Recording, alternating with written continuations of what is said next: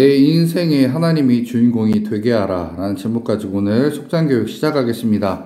사무엘상 17장 50절부터 54절까지 말씀입니다. 다윗이 같이 물매와 돌로 블레셋 사람을 이기고 그를 쳐 죽였으나 자기 손에는 칼이 없었더라. 다윗이 달려가서 블레셋 사람을 밟고 그의 칼을 그 칼집에서 빼내어 그 칼로 그를 죽이고 그의 머리를 베니 블레셋 사람들이 자기 용사의 죽음을 보고 도망하는지라.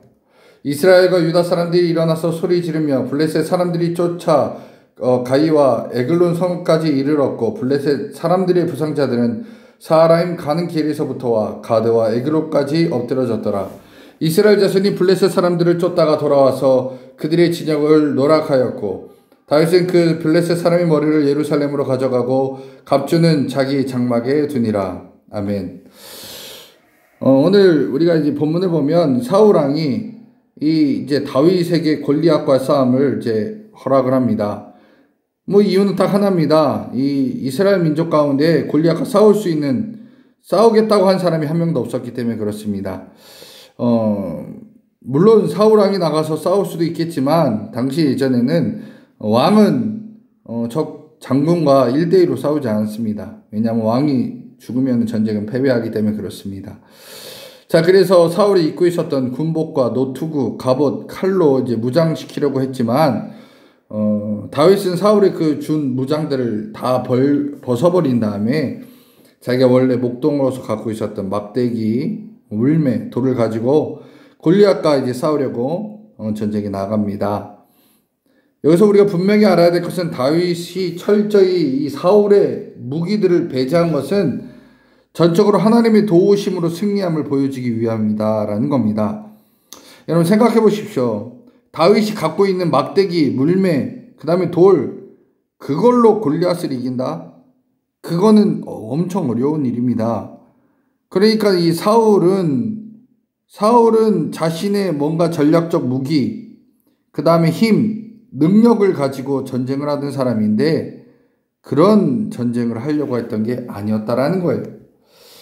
자, 다윗은 이 싸움의 의미를 분명히 알았던 자입니다.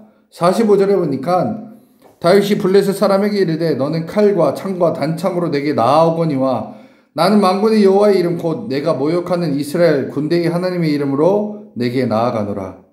아멘. 다윗은 이 전쟁은 하나님의 전쟁이라고 선포해버렸습니다. 그래서 다윗이 골리앗을 향해서 이 말을 던지고 달려나갑니다.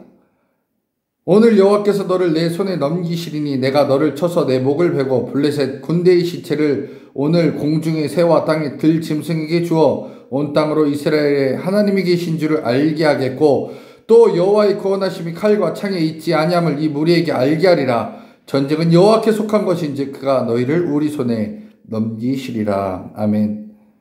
하나님이 이 싸움의 실제적인 주관자이고 당사자임을 다윗은 분명히 알고 있었습니다. 자, 그러니까 이 전쟁은 다윗이란 존재가 나갔지만, 사울이란 존재가 나갔지만, 이스라엘 백성이 나갔지만, 실제로 이 전쟁은 하나님의 싸움이지 내 싸움이 아니다라는 걸 분명히 알았던 게 다윗이었습니다. 그래서 다윗은 이 전쟁에서 자기가 무기를 들고 나간 게 아니라 하나님의 이름을 들고 나간 것입니다. 자, 만군의 여호와의 이름으로 나갔던 이 다윗 앞에 사울과 골리앗 모두 다 비킬 수밖에 없었습니다. 왜냐, 사울은요 자기 이름을 내세웠던 사람이었습니다. 자기가 갖고 있던 무기가 중요했던 사람이었습니다.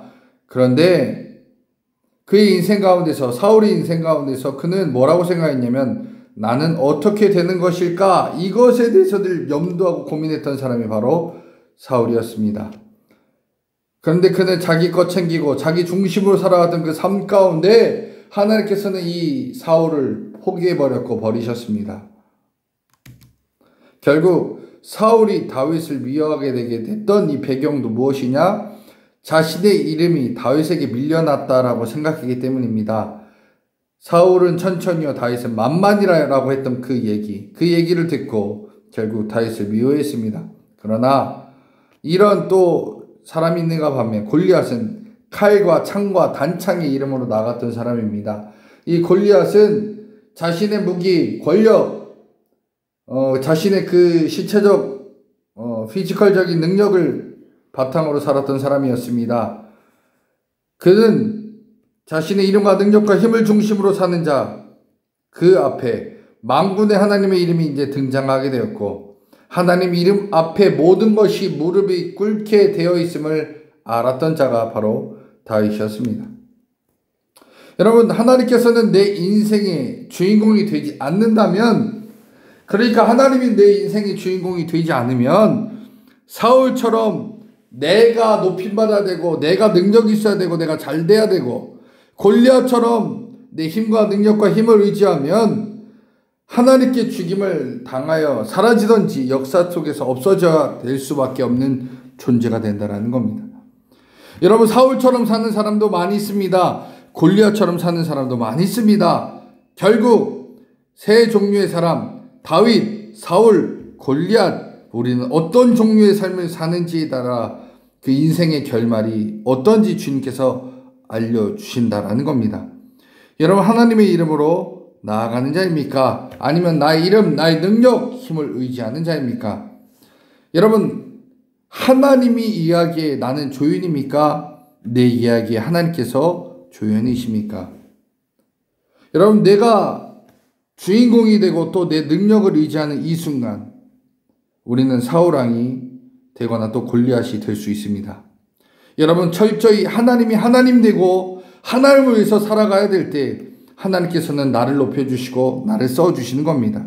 근데 때로 우리는 어떤 삶을 살아가냐? 내가 이 땅의 삶의 주인공이 되려고 하고 내가 잘 돼야 되고 내가 성공해야 되고 내가 능력이 있어야 된다라고 말하는 사람이 많이 있습니다.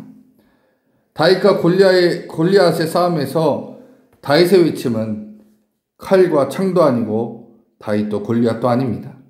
그가 얘기한 건 하나님이 주인공이다, 하나님께서 하신다라는 게 중요한 포인트였습니다. 50절의 말씀에 다윗이 이같이 물매와 돌로 블레셋 사람을 이기고 그를 쳐 죽였으나 자기 손에는 칼이 없었더라. 결국 이 말씀이 등장하는 것은 다윗이 골리앗을 죽였지만 자신의 힘과 능력과 무기로 골리앗을 이긴 게 아니라 골리앗을 죽인 것은 하나님이었다라는 것을 보여주는 메시지다라는 겁니다. 여러분, 다윗은 누굽니까? 그는 철저하게 하나님 대신해서 싸운 조윤이었습니다. 그러니까 하나님이 싸웠지만 쓰임받은 건 다윗이다라는 겁니다. 여러분, 우리가 세상에서 살아가면서 착각하지 말아야 될 것은 무엇입니까? 다윗의 싸움에서 하나님이 도우신 게 아니라 하나님의 싸움에 다윗이 쓰임받은 것 뿐이다라는 겁니다. 그래서 하나님께서 하나님 되심이 무시되고 모욕당하는 이 현실을 인식하고 분노해서 하나님이 하나님 되시게 만드는 데 쓰임받은 게 바로 다윗이었을 뿐이다라는 겁니다. 그러기에 여러분, 우리가 이 땅에 살아가는 이유는 내가 부각되면 안 된다는 겁니다. 내가 주인공이 되면 안 된다는 겁니다. 하나님이 하나님 되시고 하나님이 주인공 되게 만드는데 내가 쓰임받으면 되는 겁니다. 이것이 이 땅에서 하나님의 종으로서 살아가는 자들의 보람된 삶이다라는 겁니다. 여러분, 내가 주인공이 아니라 하나님이 주인공이 되도록 삶의 스토리를 써가는 여러분과 제가 돼야 된다는 겁니다. 철저히 주인공이 아니라 조연이 되십시오. 하나님을 높이시는 여러분 되시기 바랍니다. 하나님이 주인공이 되고 나는 하나님을 높이는 데 쓰임받는 종이 되시기 바랍니다. 그때 여러분, 하나님께서 써주신다라는 겁니다. 그 자리에서 온전히 하나님께 쓰임받고 하나님께 나아가는 우리 믿음의 종들, 하나님의 종들 되시기를 주님의 이름으로 간절히 축원합니다.